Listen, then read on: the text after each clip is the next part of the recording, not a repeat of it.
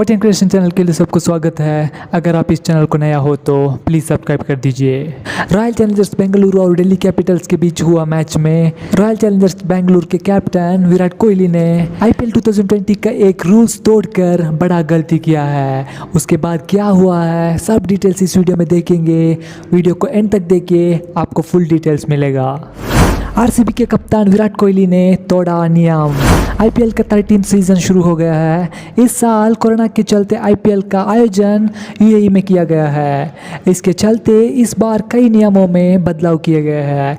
Corona की वजह से खिलाड़ियों और स्टाफ की सुरक्षा के लिए बायोसिक्योर माहौल बनाया गया है। इस बीच आईसीसी ने भी बॉल पर लार लगाने पर प्रतिबंध लगा दिया है, लेकिन खिलाड़ी अपनी आदत से मजबूर ये गलती कर बैठते हैं। इस बार ये गलती रॉयल चैलेंजर्स बेंगलुरु के कप्तान विराट कोहली से हुई है। दिल्ली कैपिटल्स के खिलाफ मैच में विराट कोहली फील्डिंग के बाद बॉल पर लार लगाने ही वाले थे, तभी उन्हें नियम याद आ गया और वो रुक गए, लेकिन तब तक वो बॉल पर हाथ फेर चुके थे। बता दें कि इससे पहले राजस्थान रॉयल्स के रॉबिन उथप्पा भी कोलकाता नाइट राइडर्स के खिलाफ बॉल पर लार लगा चुके हैं। दिल्ली कैपिटल्स ने रॉयल चैलेंजर्स बेंगलुरु को 59 रन हराया है।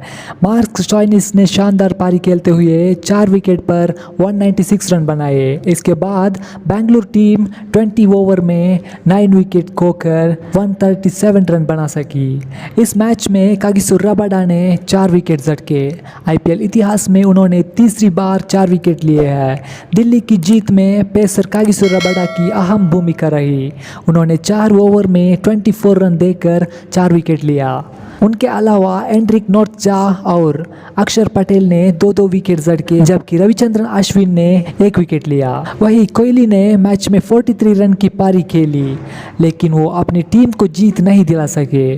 कोहली के ओवरऑल टी20 में 9000 रन पूरे हुए। बता दें कि ऐसे करने वाले वो पहले भारतीय है। आईपीएल 2020 का लेटेस्ट अपडेट्स इस चैनल में डालता रहता हूँ। ये था अभी का न्यूज़। वैल्यूएबल इन्फॉर्मेशन, क्रिकेट का लेटेस्ट न्यूज़, फिल्म का लेटेस्ट न्यूज़ के लिए इस चैनल को सब्सक्राइब कर दीजिए। Thank you for watching.